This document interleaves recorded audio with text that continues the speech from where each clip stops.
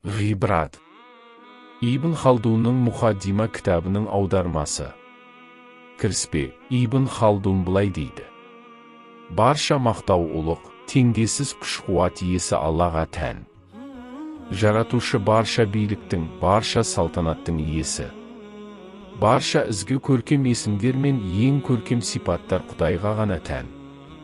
Оның білімінен ештеңе жасырын емес, ол құпия, жасырын тіпті әлі айтылмаған, болмаған нәрселерді де білуші.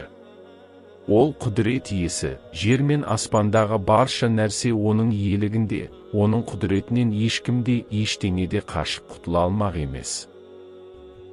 Бізді топырақтан тіршілік иесі етіп жаратқан, адамзатты жер жүзіне ұлттар мен халықтар етіп таратқан бір ғана жаратушының өзі. Ол Алла жерден ризық несібемізді теріп, жинап алуымызды жеңілетті. Алла тағала бізді аналарымыздың қарнында су ішінде де, кейін құрғақ жерде де қоректендірді. Ризық несібемізді жеткізуді өз міндетіне алды. Ол Алла уақыттар мен күндерді ауыстыра отырып, бізді есейтіп, бізді қартайтады. Өлшенген, белгіленген уақытта ажал тұзағына қарай сүйреп келеді. Мәңгілік өмір Аллаға ғана тән. Ол өлмейтін мәңгі тірі иеміз. Пайғамбарлығы Тәуратта баяндалып, Інжілде есімі мақталған руханияттағы сәйидіміз, Нәбиіміз Мұхаммед Мұстафаға салауат және сәлем болсын. Хахун, жұлдыздаршылары сенбі және жексенбі күндері Зухал, және құт жұлдыздарының бір-бірінен ажырауын көріп, әлем пайғамбары туылғанын білді. Сондай-ақ көгершін мен өрмекші оның ақиқат пайғамбары екеніне куәлік берген. Пайғамбарымызға махаббатпен еріп, оның шарапатты терең ізі қалған әхіл әлбәйті мен сахабаларына Алланың салауаты мен сәлемі болсын. Олардың пайғамбарға көмек қолын созуы, бірлесіп бір жамағат, бір күш бола білуі, дұшпандарын тоздырып, бөлшектеп жіберді.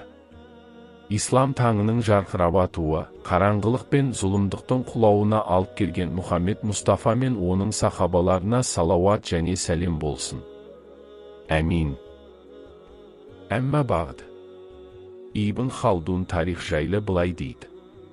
Тарих бұл, ұлттар мен халықтар арасында тараған оқиғаларды таныстырады. Кейбір оқиғалардың ақиқатын анықтау үшін біршама дайындық талап етіледі. Тарих үйрену арқылы оқиғаны қарапайым адамның өзіне оңай түсіндіріп, патшалар, ғалымдар және надандарды теңестіре алатын ғылым. Бір қарағанда тарих саяси оқиғалардың, болған құбылыстардың, өткен оқиғалардың жазбасы ғана болып көрінеді. Кейде оқиғалар жиынтығы тыңдарманға қызықты болу үшін түрлі асыра дәріптеу сөздермен толығып жатады.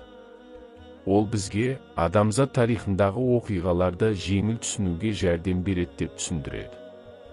Тарих оқиғалардың қалай өзгергенін, мемлекеттердің шекаралары мен аумақтары қалай кеңейіп, белгілі жерлерді иеленуі, уақыт өте өз иелігінен қалай айырылып қалғанын, мемлекет не себепті құлдырап, не үшін өзгеге отар болып қалғанын бізге айшықтап көрсетіп береді.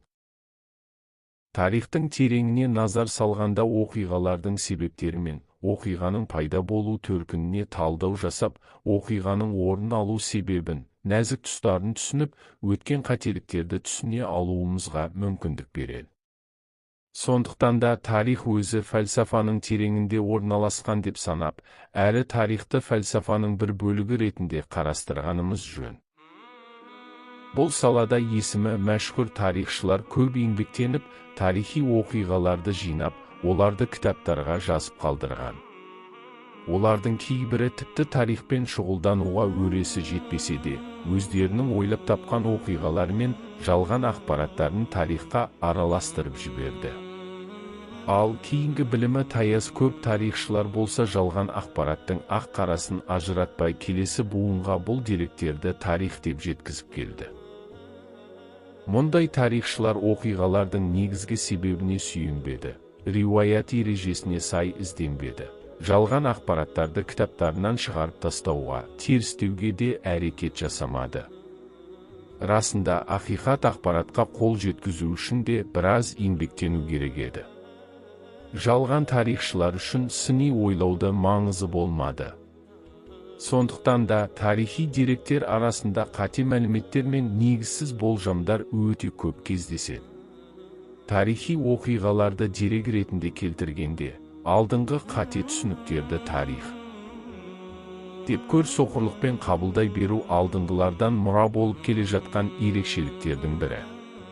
Тарих ғылымының надандыққа құрылуы адамзат үшін апат, әрі індет саналады. Ақиқат үшін жалғанға қарсы тұру дұрыс саналады. Жалған түсініктер ащы шындықтың келуі арқылы жермен жексен болады. Хабарды жеткізуші оқиға жайлы айтады да қояды. Ақпараттың ақиқатын анықтау үшін сыни ойлай алатын түсінік керек. Ал білім болса ақиқат ақпаратты нақтылап береді. Тарихшылардың еңбектерінде түрлі ұлттар мен тайпалардың тарихы көп жинақталған.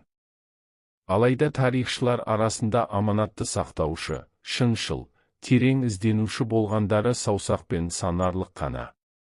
Мәселен, олардың арасында Ибн Исхақ, ат-Табари, Ибн ал-Калби, Мұхаммед ибн Омар әл-Уахиди, Сайф ибн Омар әл-Асади, Масуди және басқа танымал тарихшылар бар.